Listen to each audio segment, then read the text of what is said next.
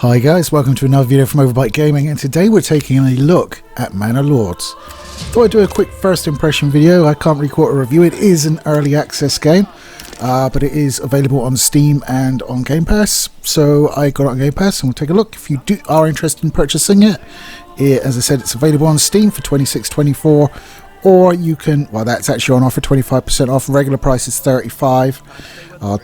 I'm not misrepresent.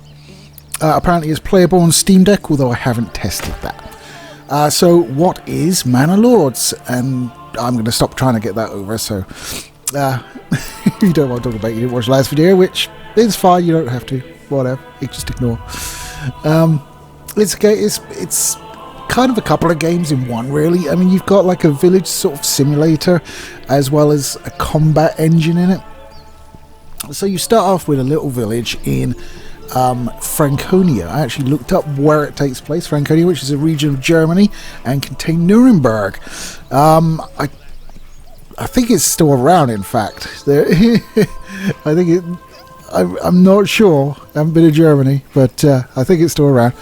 And you start off with a little village, and you have 5 families, and basically a little pile of resources and some tents and an ox, and that's your lot to start off with. You can increase the amount of supplies you have to begin with, stuff like food and shit like that, but you need to basically set up your village as quickly as possible, because if you have supplies out on the ground and it rains, it's going to start destroying them. So you obviously want to get like a storehouse and a granary up, and then you want buildings for your people, and obviously you need to acquire more building and more food. So you set up a woodcutting camp, and either a hunter's camp or like a foraging camp where they go for berries, and you get food coming in that way, and you try and keep it all as close as you can because they don't move quick, which I kind of like. I kind of like the whole sort of chill, relaxed thing. Once you've built something, you then assign a family to basically do the job there. You don't get to move them around individually, at least in the sort of village simulator part of it. You just say, hey, I want a family in there, and it assigns a family to go and do that job, which is fine. You will have combat as well. Bandits are a thing. You can turn them down, turn them off. You can have an AI opponent as well. So bandits, you can have them so they raid your village, which I should have turned off in my first playthrough because they mullered me. And you have bandit camps. Bandit camps are a good way of getting prestige. What you use prestige for is opening up other regions. So if you have an AI opponent, what you'll do is you'll have your big map. You'll have one section. The AI opponent will start with 2, and all the rest of the map will be unclaimed.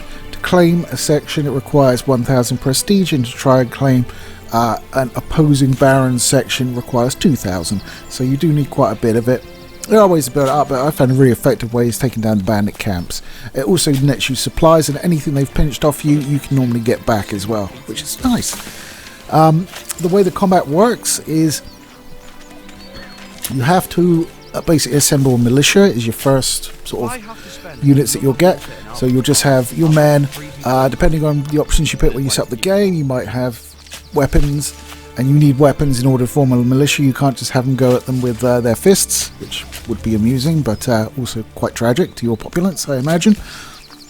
And it is your villagers that are doing it. So if your villagers are all out with their pointy sticks prodding bandits, they won't be back in the village doing the jobs that they were assigned to. They will be off and away. It's only the men that can go. How refreshing. So basically the women will be back at the village doing all of the hard work while the men are there sort of poking each other with sticks, as they say. You do get to equip them differently. They are different units. You can have militia units made up of spearmen or archers, swordsmen, stuff like that. You do need to provide them weapons. As I said, you start off with some. It's usually spears and small shields, so you can do spearmen when you start off. I think like you get 20 on the settings I was played, so you can have up to a unit of 20, which is what I did. I went around poking bandit camps, no problem. So normally you get close to a camp, bandits come out and run at you, which is good for spearmen, because if you stay still, you get like a penetration bonus, because they essentially are running onto your spears, which is lovely. and killed the bandits, took the camp, did that a couple of times, and then 36 bandits descended upon my village. And I was like, uh-oh. And yeah, they killed all of my spearmen and pillaged me. They pillaged me hard. It was an X-rated experience, I'd say. Yes. Or just a village full of women and supplies. Nice. Bet they were quite happy. Bloody yeah. So, but that was with bandit raiding on.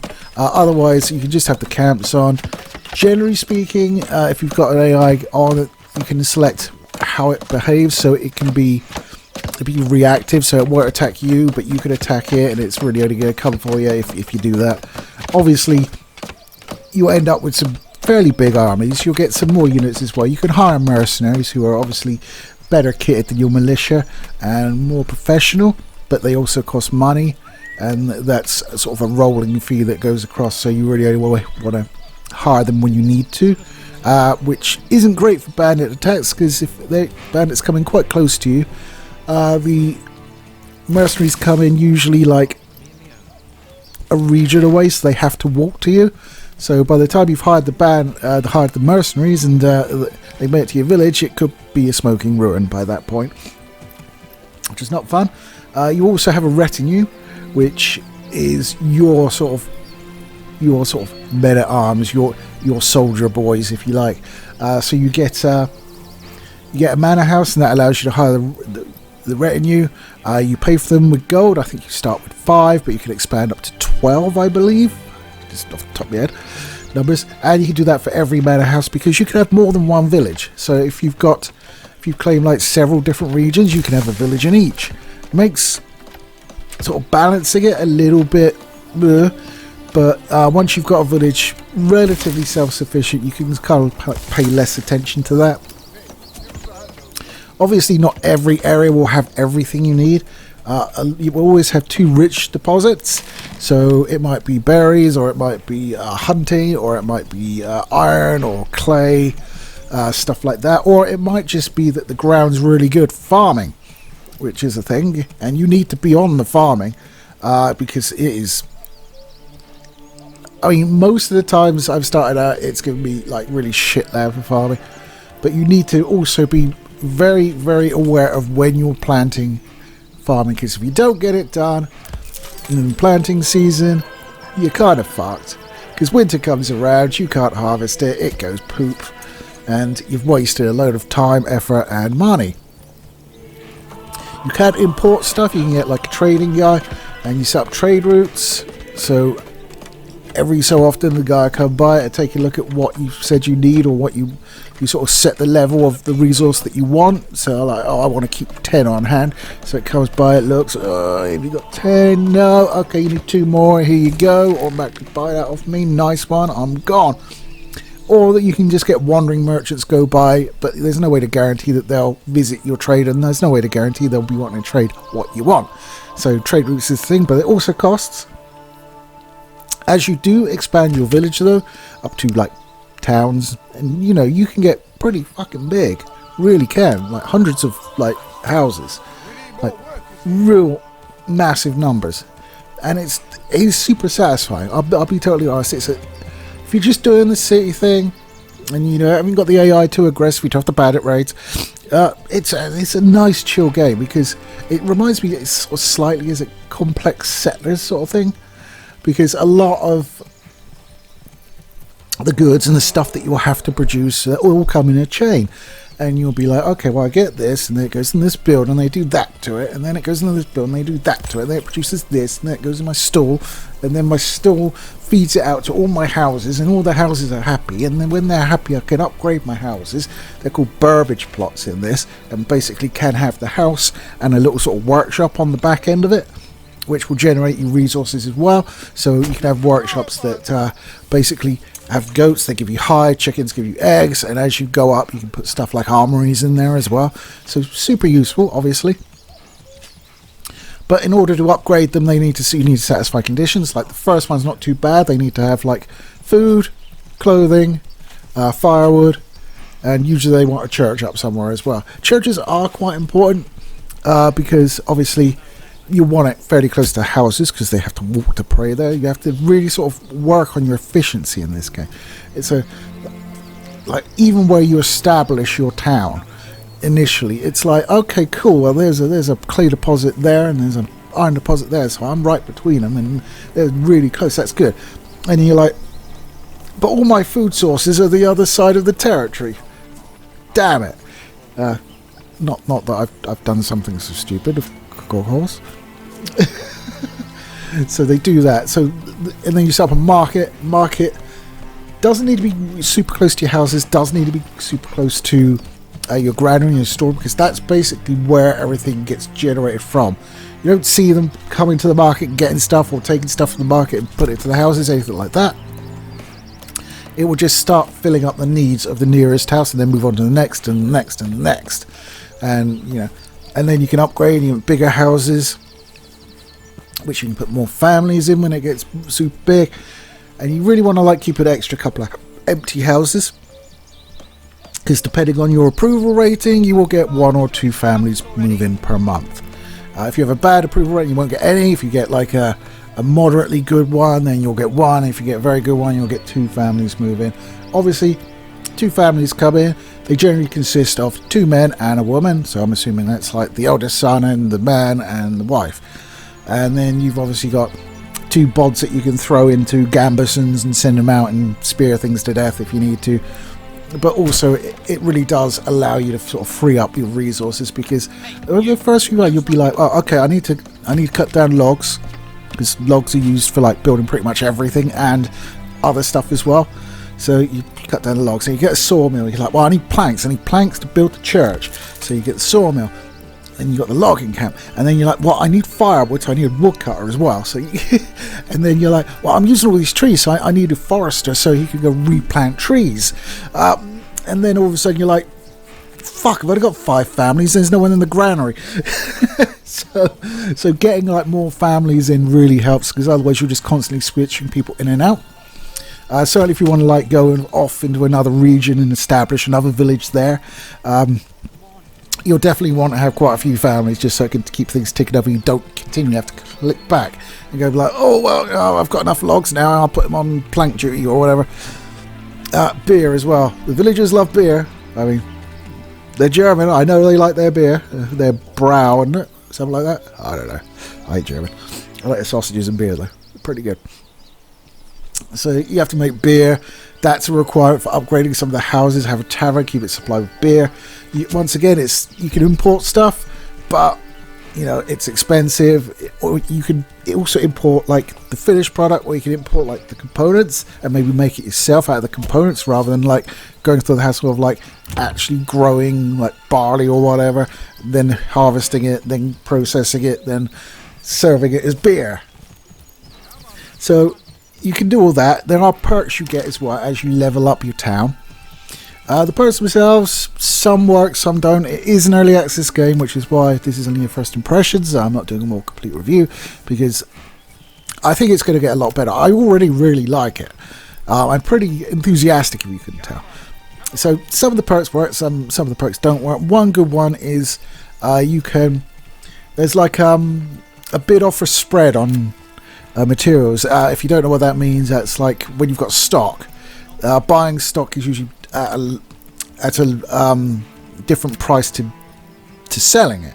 So it's the same in this. If you're buying it, it's more expensive than if you're selling. You can get a perk that makes it the same price, basically lower price, which is cool. And then you get another perk which can make like trade routes really a whole bunch cheaper. So it's stuff like that. It does those work, and they're really useful. Some might say they're a little bit OP. Probably are, but makes my life easier, so what the fuck, I don't care. So that's a good way of getting components, especially if you know your town is in an area shit for farming. You need to get some beer in. Who doesn't need to get some beer? We all need that. So you have that. I mean, and then you can obviously claim another territory, establish a village there, and they could farm, and you can set up a post so you can trade materials back and forth between your settlements. it's just so nicely done. The combat stuff is, I mean, don't go in looking for Total War, but it is somewhat reminiscent of it. So obviously you click to move your units, you drag select your units, all that stuff. One thing I will say is, for some reason they default to sprinting. Don't have them on sprinting, because they have to go usually quite a long way, unless you've got like raiders coming at you. But like to get to raider camps, to attack other territories, stuff like that, they have to go quite a far distance from your village. So I mean, realistically we're talking like in-game time months sometimes. So don't have them run, because by the time they get where they need to be, they'll be fucking knackered and just helpless essentially. So take them off run, get them to walk there, and when they're close in, you know, just sort of get the bandits interested. They'll come out and they'll be like, "Oh, who's that? Let's go attack him." And you just line up your spearmen. You can hold down mouse button, drag it out to change your formation, have them a big old long line, and just have the bandits run into your pointy sticks and give them a good old spearing up the bum. That's the way to do that. Oh yeah. Unless like it was twice your number and then you kind of fuck, but whatever. Also, the your approval will affect their combat effectiveness, because they have a morale. So if the higher morale they are, you know, all their needs are satiated, they'll be a bit more willing to go and stab people for you, essentially. But it looks great. I mean, once you can zoom right into the combat. Much like Total War, and you do notice like a few animation repetitions, but the animations that are there are good.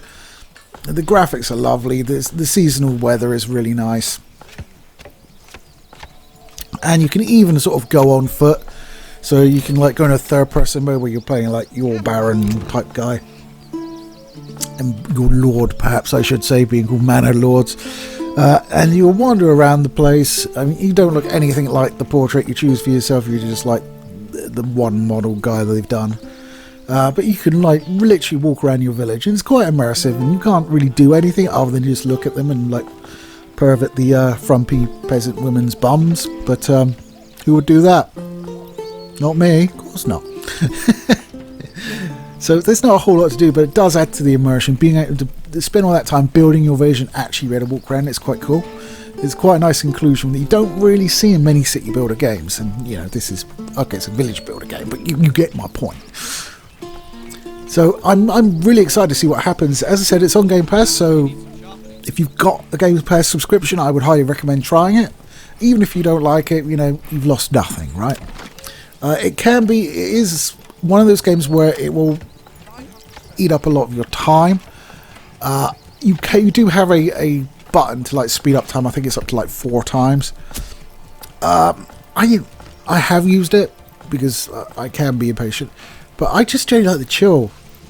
It's just watch them sort of work, and oxen dragging logs around, and like people moving supplies in hand carts, and people from the church going out and burying like dead raiders who've left on your field, because you don't want dead bodies around, and people, for some reason, villagers don't like it when there's a load of dead bodies like in their square. So there you go, get rid of those. It's quite funny because it's kind of bugged, body collection. They kind of like go like to pick them up over their shoulders, but there's nothing there. They literally just have their hands up like they were carrying a body over their shoulder, but they're not carrying a body. But early access, as I said, and for what is there, I think even if it wasn't on Game Pass, for £35, I would still consider that a recommendation. Possibly not as strong as obviously getting it for free on Game Pass, but certainly a strong recommendation. Even for £35, it's still currently on offer. It will still be on offer when this goes out. The offer ends 10th of May, and it's 25% off, so you can pick it up for £26, 24p, if you don't want to splurge on that Game Pass subscription, or if you just hate Game Pass for whatever reason. I quite like it. It's kept me in games during the slimmer months, shall we say. So there we go. That's a little first impressions on Manor Lord. It's done by a fairly small developer called Slavic Magic. And he's kind of like the brainchild of like the one guy there, which is cool. It's published by Hooded Horse. Hooded Horse have done a few things. I think this is Slavic Magic's first game, though. So there you go. And if this is anything to go by, it's... I can't wait to see what they come up with next. Obviously, you got to finish this one first, though, yeah? It's like, I want to see what you do with this. I want to see some more. I mean, it's not... I saw it and I was just like, oh, it's stupid fucking feudal game again. But no, I mean, I watched like a couple of videos on it and I was like, I've got to try this. And I tried it and I was like, I got to do a video on this. it is that good. It is. There are bugs in it. It seems to run perfectly fine in terms of like performance-wise. I don't have an issue on my system anyway. But you will find bugs here and there, certainly outside of glitches in graphics. Like sometimes you'll find you can't click on something. If that happens, you just save the game, load the game, and everything works again. So it's not huge. It does load quite quickly. It's just one of those things that happens with early access stuff. I'm sure it'll be polished up.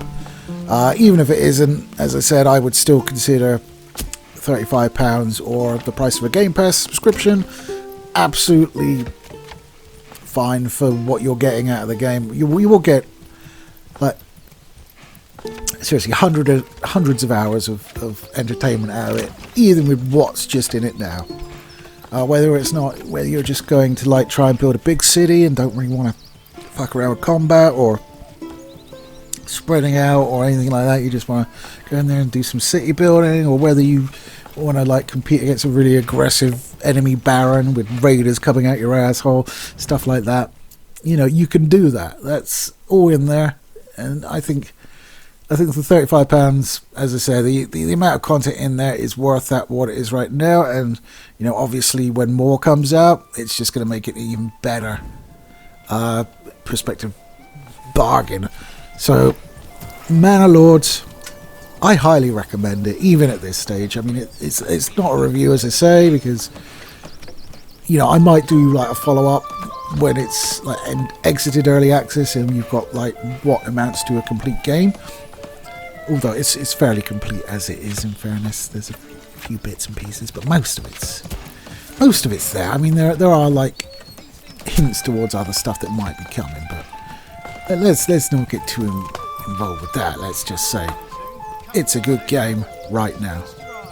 There you go. Right, I think I'll finish up there, and you take it easy, and I'll catch you guys next time.